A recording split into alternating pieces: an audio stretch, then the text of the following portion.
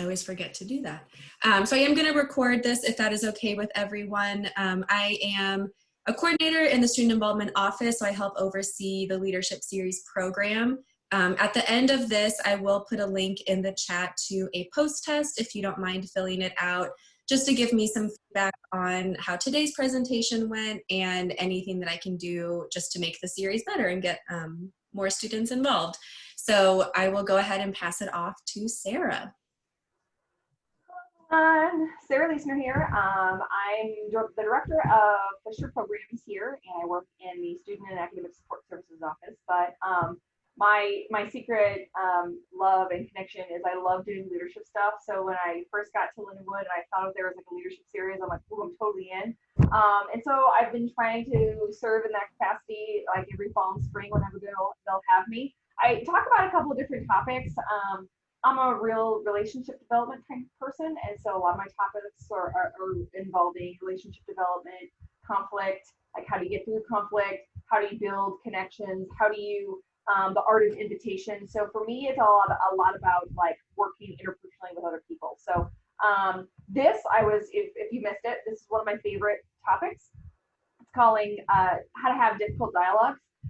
Because I saw that throughout my experience and throughout my students' experiences, they had to do a lot of that, and most people are completely uncomfortable with it, right? So I'd just like to talk through a couple of key components about how to process through difficult dialogues, what to think about before, middle, and after, and how it can be helpful. So there's going to be a couple of opportunities for when I switch to my presentation, which share my screen here in a second. There'll be a part that it'll say audience participation. That would be you guys.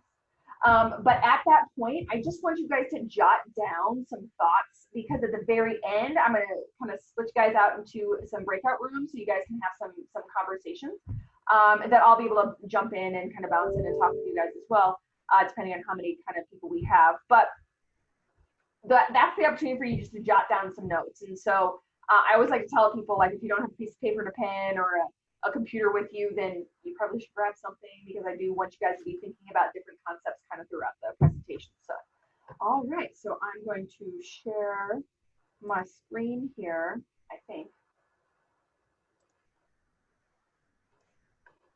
All right, give me a thumbs up if you can see it.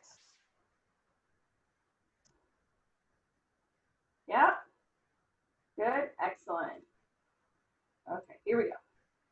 And I did preface this by saying that I surrounded it with the concept of Orange is the New Black, but you don't have to have seen the show to get what I'm talking about. So, all right, away we go.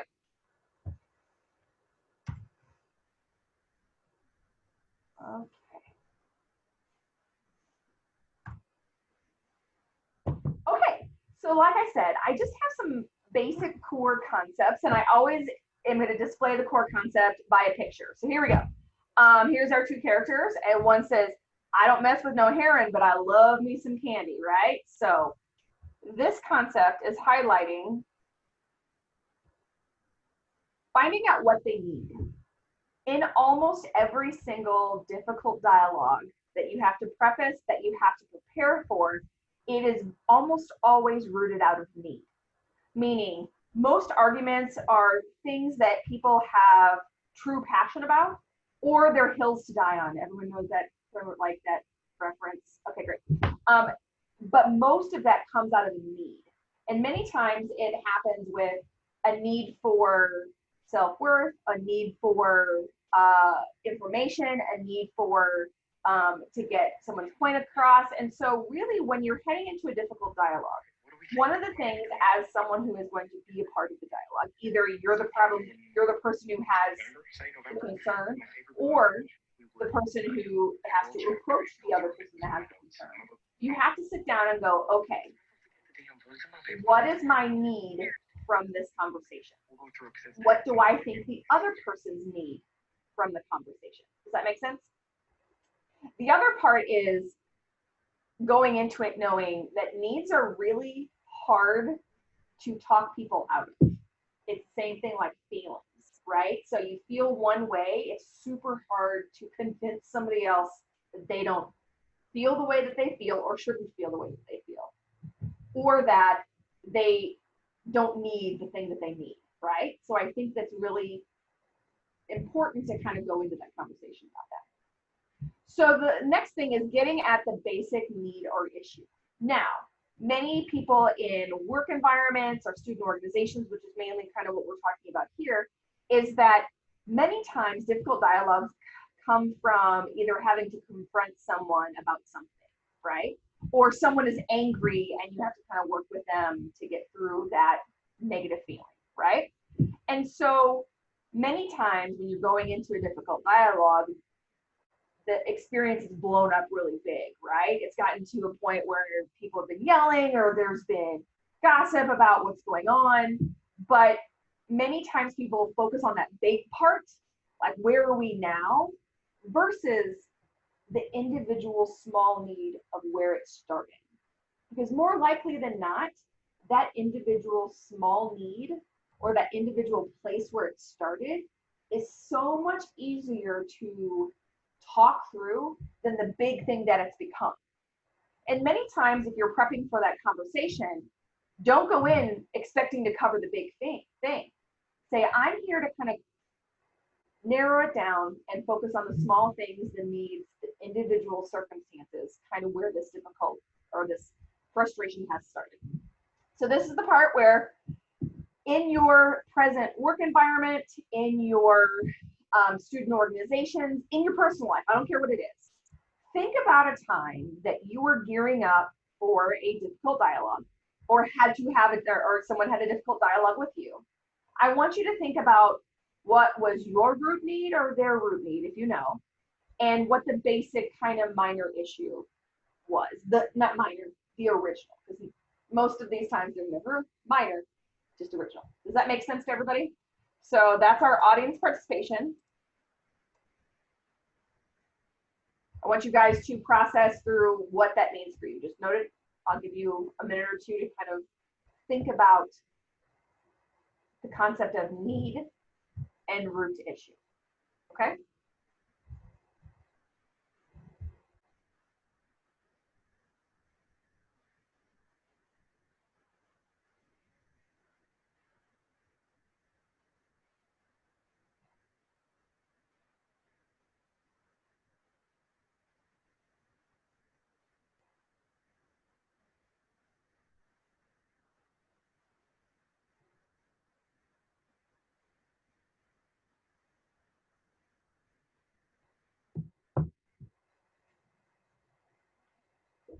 Because anytime I ask for something, it means I'm going to have you guys talk about it later.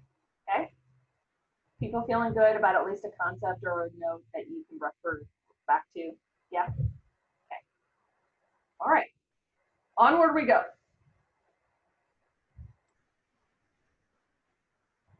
All right. Here's our next image. You don't like the food? No problem. Right? Now, that's not exactly how she says it in the show.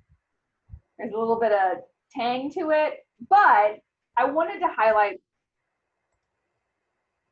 when you're going into a difficult dialogue, you should always remember your manners, right? If you're going into and engaging in a hard conversation with somebody else, the easiest way to deter from it is to be disrespectful, 100%, right? Which means sometimes you have to go in there with a different level of respect than you want to actually give the person you're having the conversation with. That's just reality, right? So one of the things that I like to highlight in my difficult dialogues conversation is when you're prepping to have that conversation, tell yourself, I'm going to be respectful. No matter what occurs in the conversation, I'm going to do my very best to maintain a respect level that I would want that person to maintain with me. Okay? Because most of the time, if you're being respectful, you will also receive that respect back, right? And so many times that means when you start your difficult dialogue or you start your conversation, it means sometimes you actually have to say, hey, the thing that I want of this, like through this conversation is for us just to be respectful of one another. I'm going to try and commit to doing that. I'm hoping that you're willing to try and commit to doing that, right? Just ask for it, right? Don't be afraid to kind of put the elephant of the hard feelings in the room out there and say, hey, I think we really need to maintain a certain level of respect so we can progress through this conversation. Now, remember who you're talking with is one of the other things I like to highlight. If you're in a difficult conversation with someone, it means that more likely than not, you either A, have to maintain a relationship with that person, or B, you want to, right? If you're going to be engaging in a dialogue with someone that's super difficult, it's super easy to like, what's the word, ghost it and just never talk to that person ever again, right?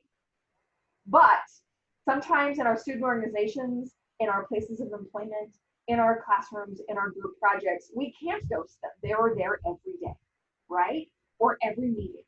So we have to remember that we have to maintain a relationship, or we want to maintain a relationship. And whoever that person is, for example, in a student organization, you both joined this group for a reason. You both committed your time and your energy and your passion to be a member of this group. Maybe your motivations and experience need is different, but the same thing is like you showed up. You said, I want to be part of the self-care club. It's important to me. Chances are it's also important to that other person who is there with you. If it wasn't, they'd no longer be a member, and they would say, okay, this isn't for me, and kind of remove themselves from the environment. So remembering who you're talking to is also super important. They're a person just like you are. They have different feelings, emotions, belief structures, but they still are someone who you should give the respect that we talked about earlier. And remembering that maintaining a good working relationship with them, regardless of kind of what level you're at, is something you want to end up with post that difficult dialogue, okay? So now, here's another opportunity for you guys to think and process about your experience. Is think about a difficult dialogue that you had that maybe one, like yourself or the other person, wasn't as respectful as they probably should have been. And then I want you to think for a hot second about how the results of that conversation went.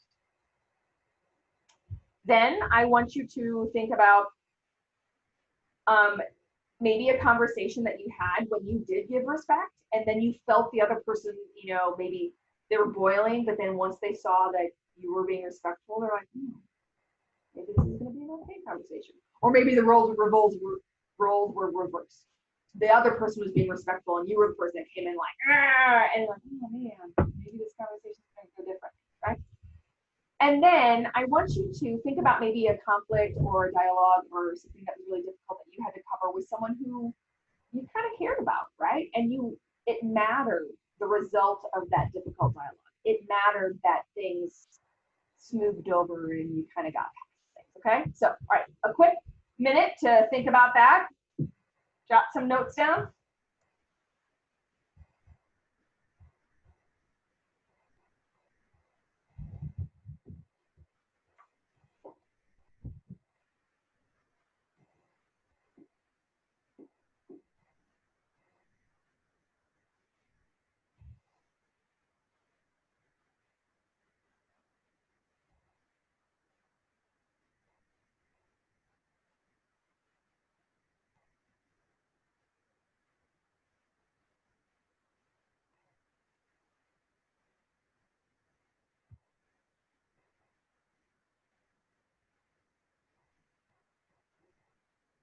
One thing is always so much longer than it is in the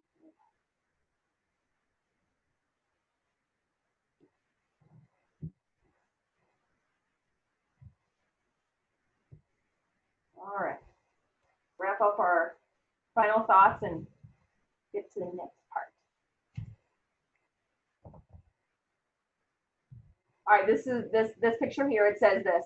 What did you do to your hair? I had to give it to a transsexual for a weave.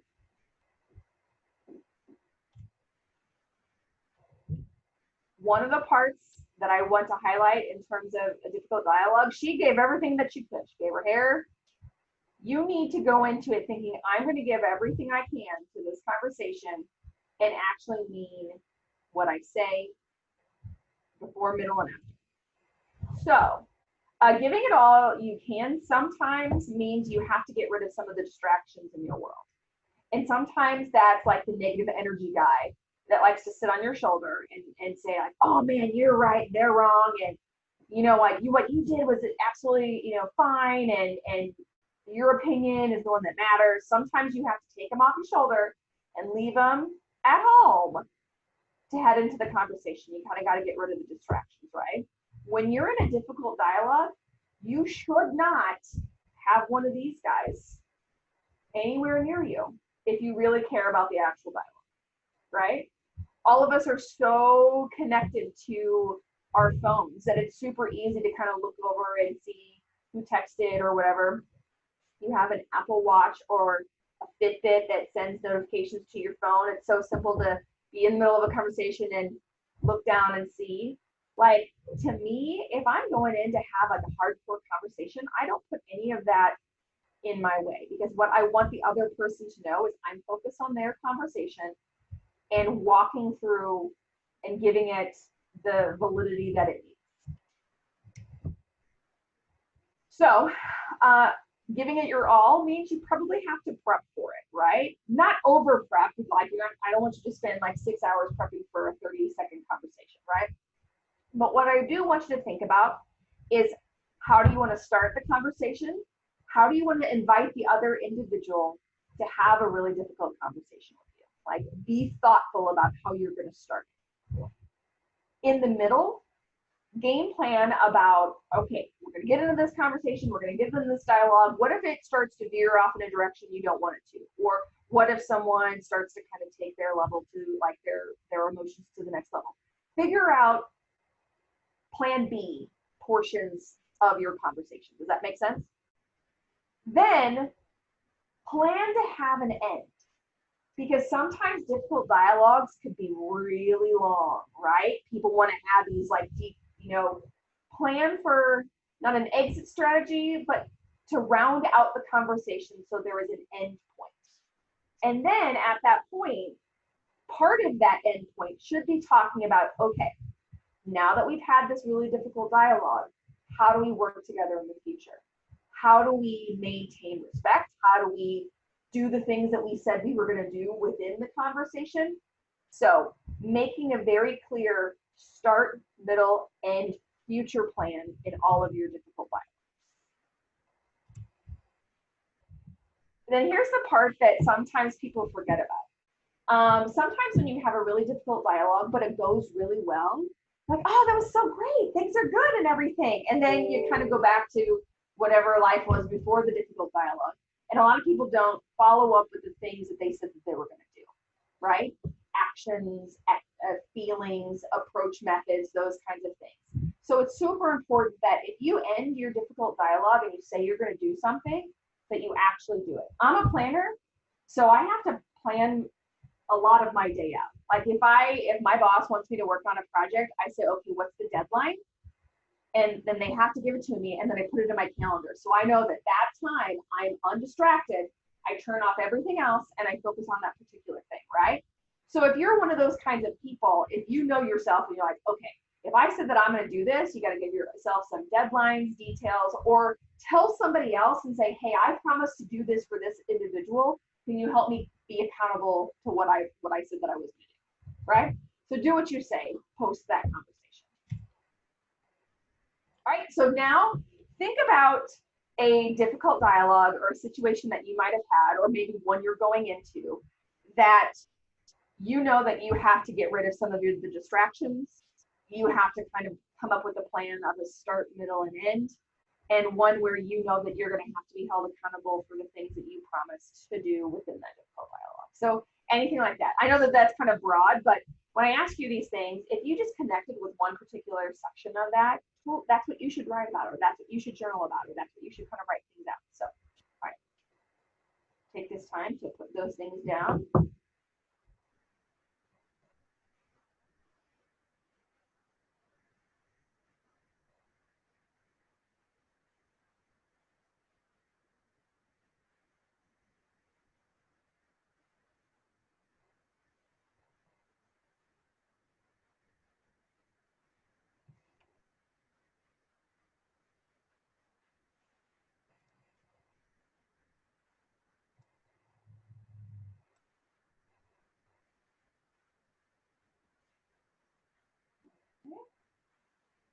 wrapping up those thoughts.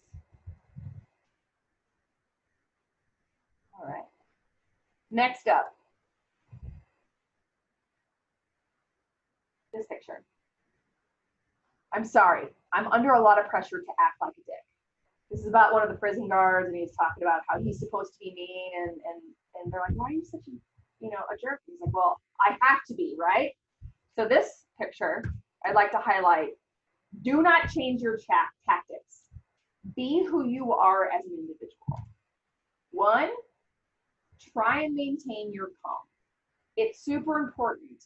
I know that we talked a little earlier about the fact that when you're going into a difficult dialogue and you kind of have to have that respect level, there's also a calm level, right? If you maintain your calm, many times when people are yelling and screaming at one another, it accentuates the situation, right? If you maintain your calm and the other person is getting aggressive or getting more explosive or showing more negative emotion, if you maintain your calm, it's actually scientifically shown that that person will actually want to go to where you are because that energy is more easily maintainable than for you to rise to that person. So if you can maintain your calm, more likely, basically what it says, more likely is that other person is going to kind of come down to meet you because they'll realize they can't out calm you. It's a super easy strategy. I use it all the time with my 16-year-old girls, 2 of them. Because they can yell and scream and give me an attitude, and I'm like, okay. And I maintain my calm all the time. When they get in trouble, as much of a talker as I am, when they get in trouble and I need to get their attention, I'm actually silent. Because then they know that I mean business, right? So it's a super easy strategy that if you're going into a situation or a difficult dialogue, maintain your respect and try and keep your calm. Also, not every difficult dialogue is going to go exactly how you want it to go. And that's totally okay, right? If you feel yourself saying, maybe this is getting too heavy or too hard to handle, or the emotions are going, there's no respect, there's no calm, and you're like, you know what? Maybe we need to take a break. That is fine. If you feel a break is better than continuing a really negative interaction, it will actually be better for you in the long run to just be able to willing to say, you know what? Maybe now is not the time. Maybe we can't get to where we want in this particular conversation. I don't want to not come back to the conversation, but maybe we both need to take a break and a breather, and let's figure out another opportunity to have this conversation, right? It's super healthy. Sometimes it's super uncomfortable, but it's okay to recognize, you know what? If I let myself go down that path and not take that breath, I don't think the conversation is going to end up where you want it to be anyway. So you better just take the moment, even if it's a brief moment, like, yeah, I'm going to need just 30 seconds to collect myself, to regroup, and then we can continue. Because a lot of times that'll signal to the other person, like, this really is getting out of hand. If someone has to get to the point that they have to ask for a break, maybe there's some, revelation. Anytime you take it to the next level, anytime you raise your voice, anytime that you use my least favorite thing on the planet, the passive-aggressive approach. You've had that circumstance where you say something and it's a dig, but it doesn't sound like a dig, but it is anyway. Again, another tactic my 2 13-year-olds like to use all the time. Yes, I have 2 13-year-olds and 2 16-year-olds. So talk about difficult dialogue, it's basically every day. So them taking things to the next level and them trying to passive aggressively get me to be frustrated happens all the time, right? But I know that if I play into what they're saying, if I play into the emotion of them trying to get me flustered, then I've already lost. I've already lost my rhythm. I've already lost my direction. I've already lost their attention, quite frankly, because they've snapped me into that roar mode. Now, granted, it does happen. I'm not perfect at this. So also give yourself some grace. If you know that you just lost your cool, go ahead and say it. Like, whoa, you know what? that was a little much, even, and I'm gonna own that. Like, I took that to a level that I didn't want to take it, and I'm sorry for that. Actually saying I'm sorry and apologizing for poor behavior and elevating a situation is another tactic to kind of show the other person, like, I can take ownership of when I know things are not going well. Oh, I thought there was one. Oh, okay. So let's think about this. Think about a situation where you might have lost your cool, somebody else might have lost their cool, that you didn't ask for a break, that you said, let's just keep going at this. And I forgot this one. How you prepare yourself for maintaining calm. Okay? Think about any situation that kind of goes with those three things and jot it down on your notes.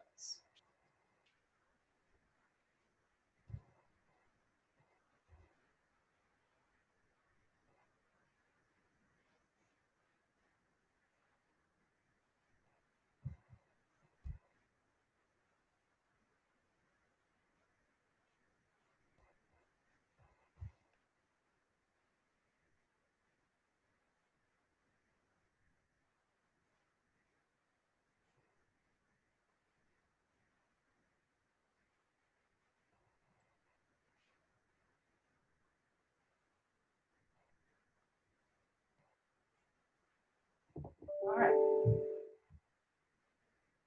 Final thoughts about that topic.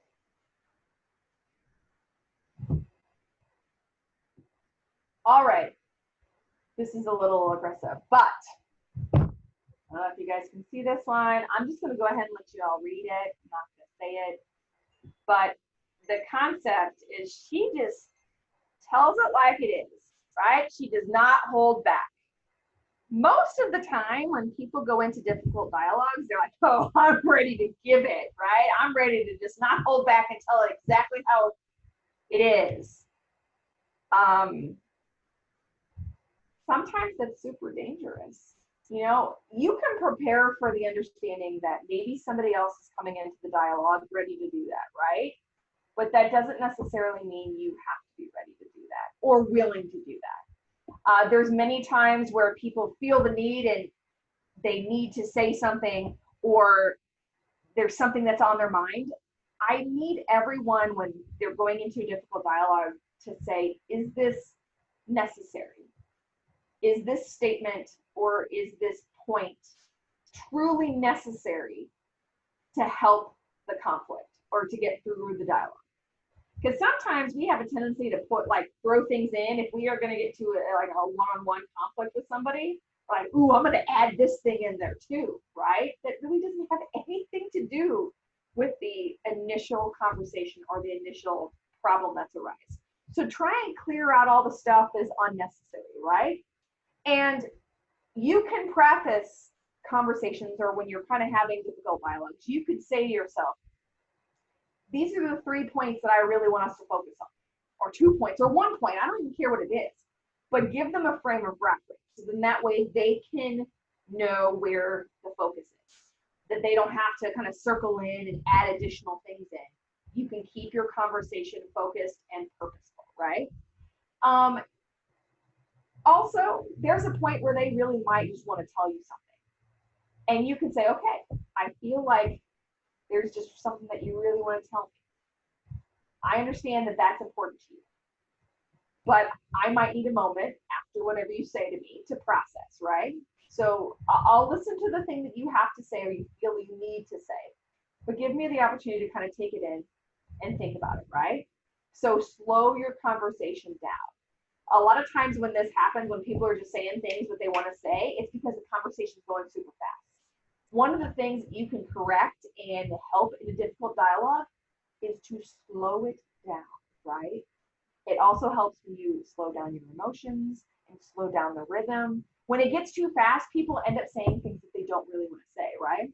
I always, when I get to a boiling point with whoever I'm talking to, most of the time it's my children, I preface it and I say, I believe I'm at a point that I might say something that I don't mean, that will damage this relationship, and I really don't want to go down that path. Is it okay if we just take a step back? Because I don't want to get myself there, right? And sometimes people really respect that. They're like, oh, well, they're not going to be, you know, a jerk and say something that they don't want to, damage this. Like, go ahead and say it. This will add into the next thing, right? I love this character. She's legit my favorite. If you haven't watched the show. So, move, you know what? This is my wife here, so you need to step, right? She felt the need to correct somebody else in that moment. During difficult dialogues, a lot of the times we go in feeling that we have the right to correct somebody else. Sometimes that's not necessarily the case, right? You can share your point of view, you can share your perspective, but that doesn't necessarily give you the right to correct someone else, right? You have to hear their perspective. Because many times when you're going into difficult dialogues, you feel one way about one thing, the other person feels the other way, and they're in direct conflict. But those feelings and those emotions and those needs might be very different. So the act of correcting is actually kind of sometimes super damaging, right? Even for a supervisor or a supervisee, like if I'm walking through a situation that I have to correct somebody about, I typically start out with an affirmation. And I say, I want you to know that you do this really well, right? And this is a piece that I think that we need to sharpen our skills at to get better. I didn't correct their behavior. I showed them how if you change a skill set, it could be more towards your advantage, right? It's all about languaging. So if you feel the need to correct, that's something that you really know to kind of work your way back from. Now, many times people go into conversations like, I know I'm right, right? I know I'm right. And the other person is going in saying, I know I'm right, because you only have your frame of reference. How many times in a conversation, you're like, after you guys dialogue about it, you're like, ooh, maybe we're both right. That can happen. Your feelings can be valid, their feelings can be valid. So there can be a point where you're like, you know what, maybe we're both correct. Or one of my favorite is, maybe we can just agree to disagree, right? Maybe we say, you got your opinion, I got my opinion. Now that's happening a lot in this world right now, right? Especially during this season. So a lot of that has to be happening. So you should practice that feeling all the time in difficult dialogues, understanding that both of you can be correct about the things that you're concerned about. Now, perceptions are everyone's reality. What happens to me is my reality, right? What I perceive is how I feel things really happening.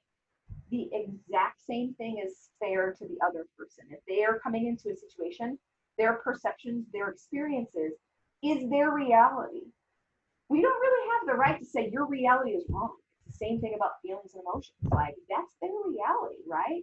So what you guys have to work through is to come up with a mutual reality. That's really your goals through a lot of difficult dialogues. It's time to come together to find what is true for both of you. Not one, not the other, but both of you. All right. So be thinking of the last couple of situations where maybe you felt the need to say something that you really needed to say and you shouldn't. Talking a little bit about somebody going in thinking they're always going to be right, how sometimes it's you both are right, and then how sometimes people's perceptions are different and that will shape and shift their reality. Okay, so think about that in terms of difficult dialogues and jot down some notes, and then we'll go on to, I think, the final conversation.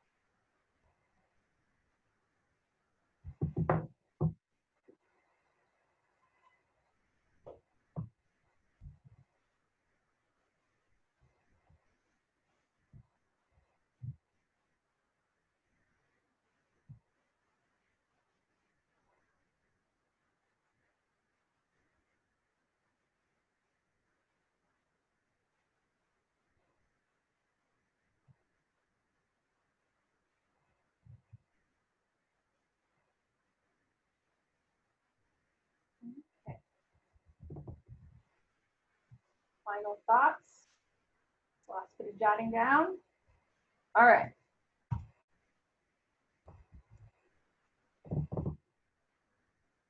All right. I think this is the final one. I'm a person, with feelings and emotions, right? Every single difficult dialogue is with two people, right? That have feelings and emotions, right? Not independent.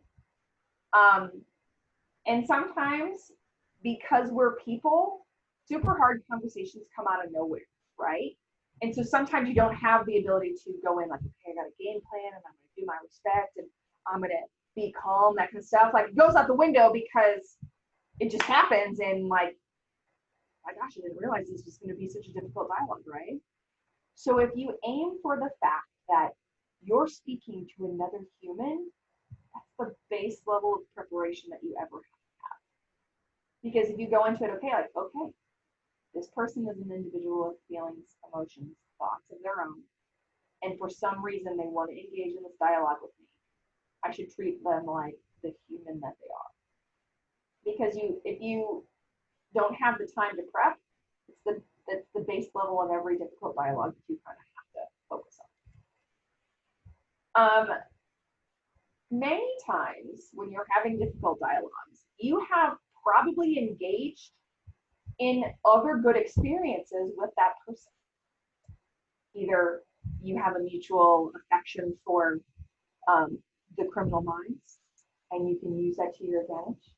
You have you guys just went to an amazing leadership conference, and it was like one of your pivotal experiences as a student. Like, but you remember being there with that person. It was really good. Maybe they put together a really amazing presentation that really benefited your organization or your department in a way you're like, I've never done that. That's amazing. Because we're human, most of the time we have really good parts about ourselves, right? So if you're in a difficult dialogue, sometimes it's easier to think like, okay, what do I really like about this person? Or if it's not like, is what are they really good at? Is there something that you could say to them like, hey, I'm going to give you some props in this area. Is there any way to kind of build up your social capital with that person by telling them, hey, we might be at odds or at ends about this particular topic, but I know that we both feel this way about this topic, so maybe we can build on that, right? So remembering the good parts of an individual or good parts about why you want to be in that conversation with that person is super important. And remember how we talked about kind of closing out a dialogue, like end on a good note. Say like, you know what? I know that this conversation was super hard. Like it wasn't something that, I don't think either one of us really, went in thinking that we were really going to enjoy, but like now we're at the end of it. Didn't go so bad, right? So affirm someone for going into a really hard conversation and saying, I think that this worked out really well. I think that we made some movement, even if it's a tiny piece of movement. End on a good note because it'll kind of cap the conversation. I recently had kind of like a conflict with a colleague, and we were talking about something. I perceived something that they said differently, and they perceived something I said very differently, and you could tell the entire switch of the conversation happened, and we're both like, oh, that was really weird. So then we called each other back later that afternoon. I'm like, hey, I really appreciate you as a colleague, but that previous conversation didn't really go very well, and I don't want to end my day or end the conversation like that. I'd really rather make it end on a more positive note. And it was a great conversation because we were both like, oh, yeah, that was just so weird. That was unlike either one of us. But we kind of ended the conversation on a good note. Like, hey, it was good that we kind of checked back in with one another and said that this was really difficult, and let's not leave it like that, right? So ended on a good note. So next thing, final audience participation thing that I want you guys to think about is other people being human and being ready to affirm and show good parts of individuals through, hard conversations. And how do you end on a good note? If there is an experience or something that has happened to you that makes you think of any one of those three things, jot those things down. And then in just a second, we're going to kind of split into just two small groups, okay? So I'm going to stop sharing my screen because I think I have to do that to do the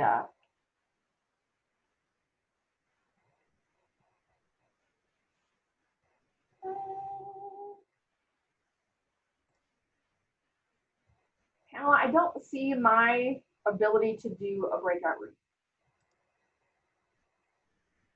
I don't know if I'm just missing it or. Sorry. It looks like I can do breakout room. Perfect. So just 2 rooms with 3 participants each. Okay. So what I want you to do is when we open up the breakout rooms, I just want you to take a look at all of your different notes. And I want you to share with the people that are in your small group. You don't have to tell a story, or you don't have to kind of say, oh, I did this, unless you feel comfortable with. Because talking about difficult dialogues with other people sometimes is like, I don't want to talk about this with other folks. So just talk about a strategy you're like, I'm going to use this. And talk about something that you're like, oh, I know that I do this and that does not contribute positively to difficult dialogues, right? And so just kind of talk about those 2 things. And then when we come back, I want everyone to think about, if I didn't cover something that you're like, ooh, I really wanted to ask this question, be thinking about what that could be. So we're going to go into groups, maybe about 5 minutes. Does that sound okay? Yeah? Okay. All right. See you guys when you guys get. I've never done this before, so hopefully. All right, you got it.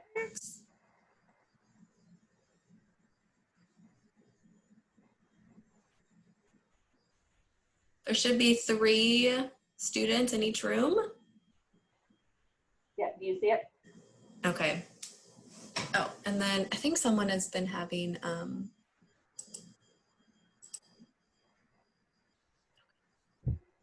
right, I've never done that before. Isn't it cool?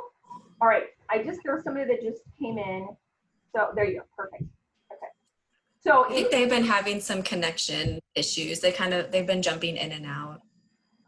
So when you do the breakout room, and they're so fun. So then you can click it and you can see how many people are in each room. Make sure there are 3 people in each room. Do you see that? Mm-hmm. Yeah. Okay. And then sometimes you can jump people, like you can join other rooms. A lot of times. Oh, so you can go in and check on them? As the host, you go in, you can bounce in and out between the different rooms.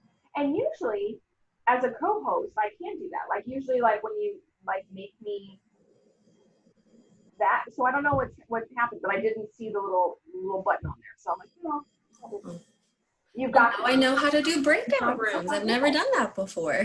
It's one of my favorite things.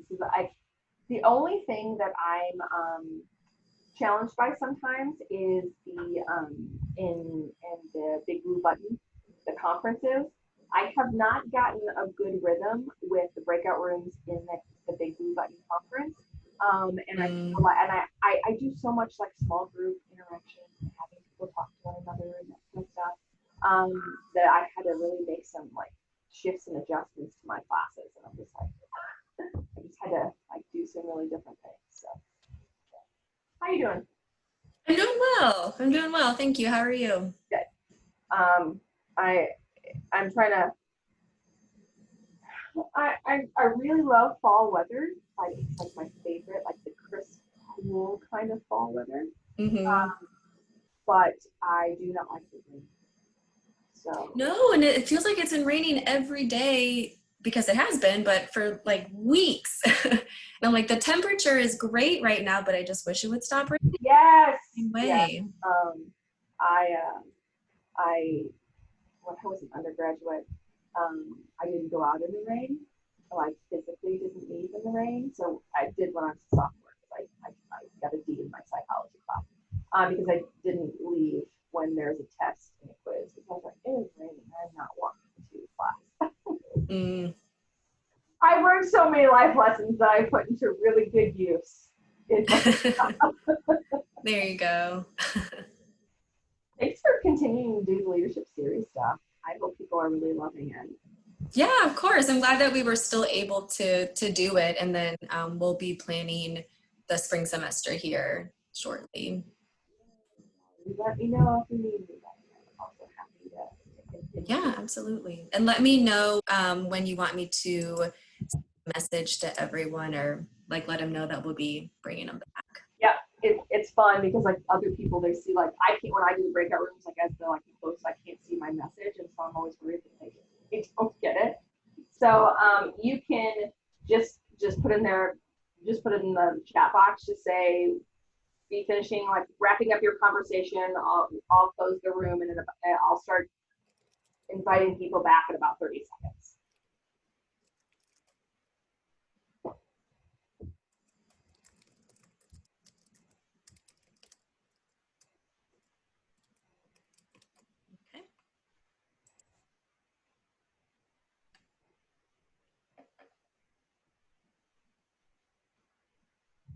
Fun. I was like worried about like I'm gonna have not enough time or I'll have too much time, like or like I have so many things I want to say. So like I have to kind of like trim down and like remember like don't tell like 16,000 stories because you got to get to the rest of the there's an art to kind of getting it just right to where yeah at least for enough, this one, but at least for this one I've practiced like 6 to 10 times, so I've gotten my rhythm down. So yeah. All right, go ahead and just click the breakout room close, and it gives them about a minute to come back to the okay. main room. They can leave right away, or it just takes a second.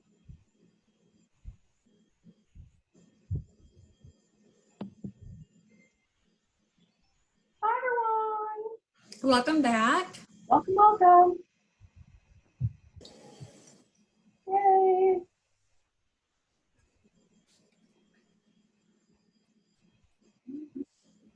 Yay. I think that is everyone. Welcome back. Hello, welcome back, guys. How did it go? Any highlights you want to share with the group? Anything you're like, oh, it hit me to the core. I'm totally going to do that. Emily, Leah, and I were kind of discussing that, like, the idea of taking a break in conversations can be really positive and good, because we were all saying, I know Emily and I, when we get like stressed or frustrated, we a lot of times our default is to like start to cry. And that doesn't solve anything. I think a lot of women actually have the same issue, that when we get really frustrated or angry or feel like we're not being understood, our default is to cry. And I personally often preface conversations that I know are going to be kind of difficult, or that there's a really high chance that I'm going to cry, by saying, hey, I'm probably going to start crying, and it doesn't really mean anything. It just happens when I'm frustrated and Yeah. I don't feel like I'm being heard. Totally fair. That's awesome. And Leah was also brought up the idea of reinforcing affirmations throughout the conversation as well, to reiterate the idea that, like, hey, we're not being nitpicky or trying to find issues. Like, these are all the other really good positive things we see and acknowledge that you're doing. But so that's kind of like, there's a lot of power in positivity. And if you want me to tell you guys about that, I'd be happy to. AKA, I'm doing a fellowship for the university about the power of positivity and how we should all be more positive with one another. So if you're interested, be looking out on the weekly roar and you can learn all about it. Because I feel like you're right. There's so much that you can earn from simple affirmations and positive statements that it's so much better than digging a hole with negative emotions and negative statements. So absolutely. Anybody else? Did you guys have questions, or did you come to this leadership series presentation going, I want an answer to this about difficult dialogues and I didn't cover it, or you thought that you wanted to know more about a particular topic, or do you have an example that you want me to game plan out with you? I was wondering, we're obviously all college students, and I feel like in a lot of situations, since we are college students and since we are fairly young, we're a lot of times treated like we're children and often talked down to or dismissed as having invalid opinions because we're so young. And I was wondering how you would advise dealing with that in a difficult discussion. Well, I mean, I think that you kind of nailed it right there. You can say you're a college student. Like, what's the whole purpose of being a college student? This is an educational environment, right? So like you're supposed to be learning. So it's okay to say like, hey, like I'm learning through this. Help me figure out this situation because I want to learn and engage in the learning part of my college experience. So that works with lots of different people, supervisors, your faculty members, those kinds of things, because then they have to retool and go, oh crap, they are college students, they are supposed to be learning. Maybe they didn't have the skill set or the tactics or the knowledge that I would have wanted them to, but they're recognizing that going, I'm still learning, right? Like I'm still trying to figure this out on my own. So a lot of times when people are talking down to you, it's say, okay, well, I want to use this experience as something that's going to better me. And then that will retool their frame of reference and how they're communicating with you. Just a tap. Thank you. You're welcome. Anybody else? Well, if there's nothing else, please know that I've had a lovely 57 minutes with you all. I really enjoy this topic. I really love working with people who want to just better themselves in ways that can be helpful through their entire personal professional life. So kudos to you guys for showing up and engaging in this conversation.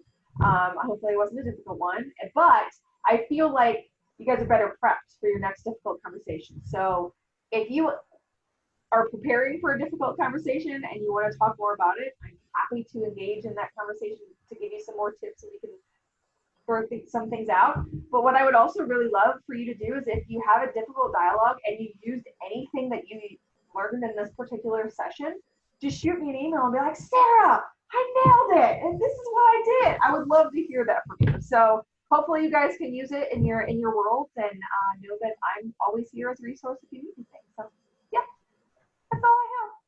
And thank you so much, Sarah. And thank you everyone for, like she said, for spending some time with us this afternoon. I am going to put that link that I talked about in the chat. So if you don't mind filling that out, I would appreciate it very much. We do have one more leadership series for the semester on the 11th. That'll be hosted by Paul Wright. If you know him, he's a professor on campus where he's closing out the semester. So very excited to hear from him. I also plug one more leadership event that we have. We have Dining with Lions coming up on November 11th, which is a alumni networking event.